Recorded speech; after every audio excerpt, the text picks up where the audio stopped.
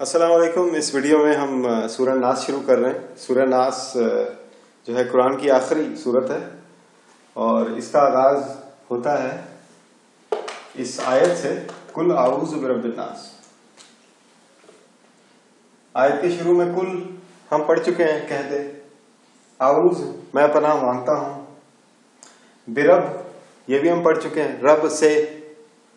اب الناس پہلے اس کا ترجمہ کرتے ہیں، پھر ہم دیکھیں گے کہ اس پہ کیسے غور کیا جا سکتا ہے.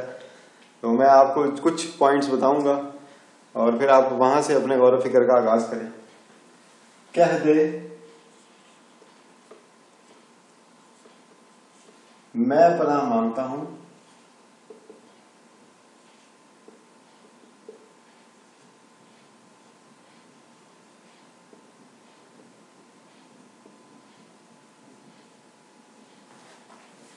رب سے انسانوں کا.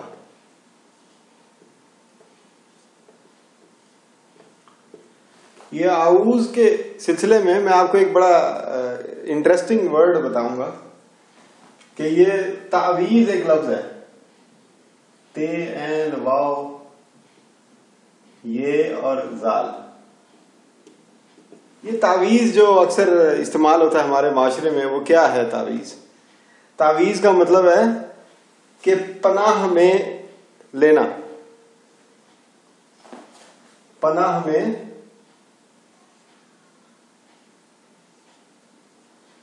لینا.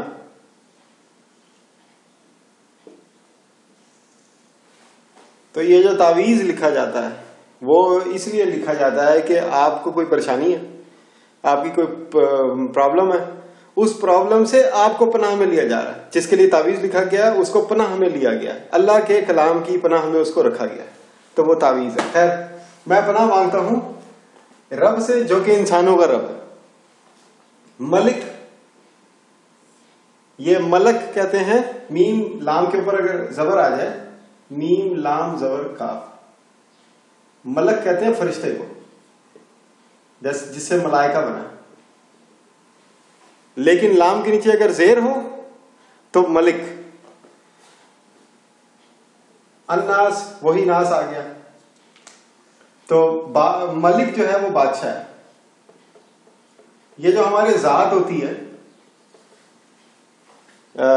پاکستان میں کہ ملک ایک ذات کا بھی نام ہے، تو وہ جو ملک ہے وہ بیسیکلی وہ بادشاہ ہے. الناس انسانوں کا.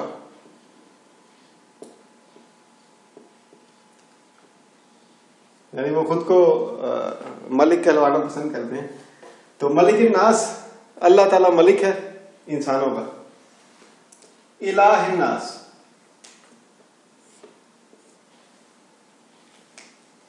الہ یعنی الہی، انسانوں کا.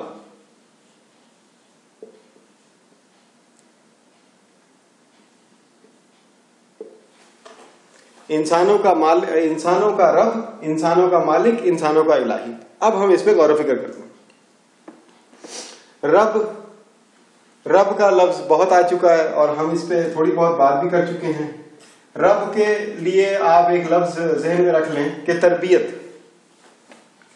اندر کسی چیز کو تیار کرنا، یا کہ ضروری نہیں اندر یعنی کسی بھی طرح کسی چیز کو تیار کرنا.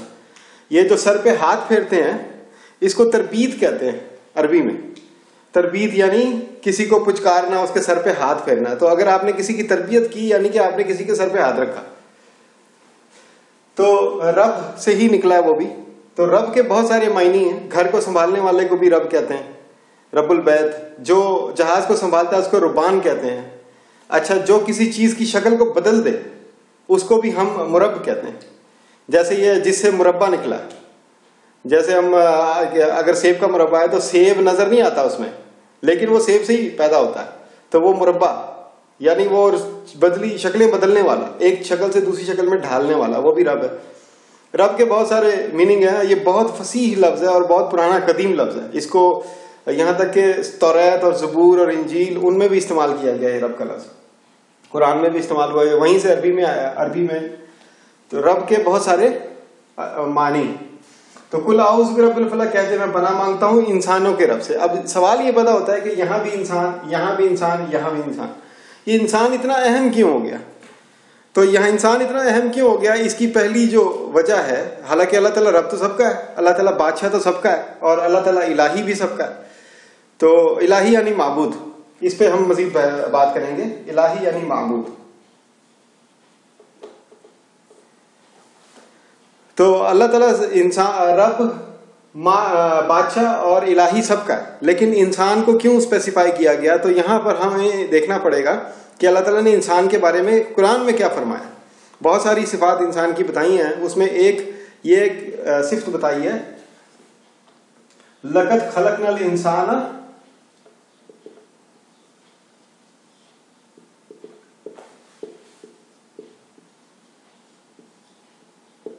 فی احسنی تقویم. یہ سورہ التین ہے. تین یہ انجیر کو کہتے ہیں. تو یہ 30ویں پارے میں ایک سورت ہے، اس کا لقد خلقنا الانسان فی احسن تقویم، یعنی کہ ہم نے انسان کو بیسٹ فارمولوں سے بنایا. بہترین ڈیزائن، بہترین فارمولا انسان کو بنانے کے لیے ہم نے استعمال کیا. تو یہ احسن کا جو لفظ ہے یہاں پر ہم اردو میں بھی استعمال کرتے ہیں. احسن کا مطلب ہے بیسٹ، دا بیسٹ. تو یہ انسان ہے جس کا فارمولا اللہ تعالیٰ نے، اللہ تعالیٰ اکیلے تھے، اللہ تعالیٰ نے سب کو بنایا تو انسان کو بھی بنایا.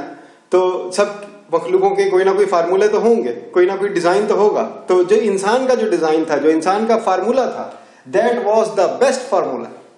تو اسی بیسٹ مخلوق کے رب کی اللہ تعالیٰ اپنے آپ کو انسانوں کے ساتھ بالکل، یعنی جو سب سے قریب مخلوق ہے اللہ تعالیٰ کے، وہ رب ہے، وہ انسان ہے. اب انسانوں میں ہی آپ دیکھیں نبی کریم صلی اللہ علیہ وسلم پیدا ہوئے، انسانوں میں ہی دین کی تکمیل کی گئی. یوم اکملت لکم دینکم، کس پہ؟ نبی کریم صلی اللہ علیہ وسلم پہ. نبی کریم صلی اللہ علیہ وسلم کن میں آئے؟ انسانوں میں آئے. تو رحمت للعالمین کا لقب یا اس کا درجہ، اس کا مقام کس کو ملا؟ نبی کریم صلی اللہ علیہ وسلم کو. نبی کریم صلی اللہ علیہ وسلم انسانوں میں آئے. تو انسان کی جو مین جو ہے اس کی برتری ہے دوسری مخلوقوں پر، وہ یہ ہے کہ انسان کا فارمولا بیسٹ ہے.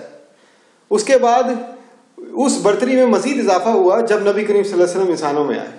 تو اگر نبی کریم صلی اللہ علیہ وسلم جنوں میں آ جاتے تو پھر انسانوں کا درجہ بے شک بیسٹ ہوتا، لیکن ان کی کیٹیگری سیکنڈ ہوتی. لیکن ہماری کیٹیگری فرسٹ ہوگی، کیونکہ ایک تو ہمارا فارمولا احسن تقویم، اور ہمارے اندر نبی کریم صلی اللہ علیہ وسلم آئے جن پہ دین کی تکمیل ہوئی، جن کو رحمت للعالمین کا مقام ملا. اب رب الناس، ملک الناس. اب ملک کے اوپر غور کریں.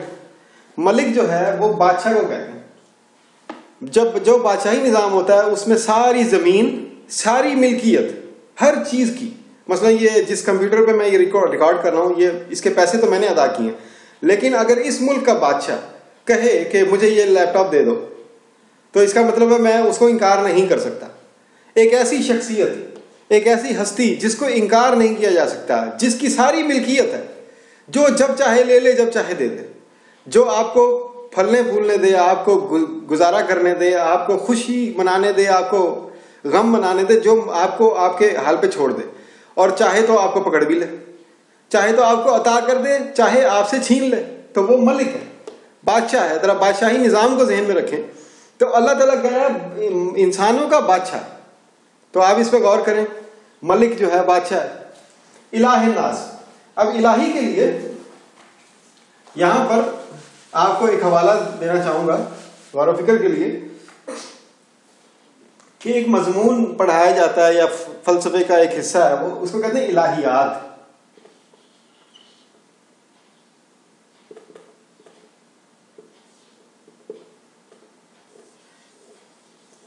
انگلش میں کہتے ہیں الوہسٹک.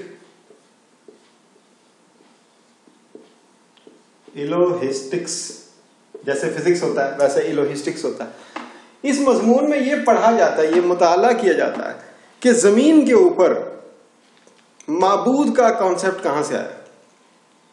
یعنی بہت سارے مذاہب ہیں، ان میں ایک کانسیپٹ ہے کہ ہم انسان، ہمارے حیوان، ہمارے پرندے, ہمارے درخت, ہماری ہوا, یہ کوئی سسٹم ہے, کہیں سے چل رہا ہے, یہ کوئی نہ کوئی اس کا کنٹرول سینٹر ہے.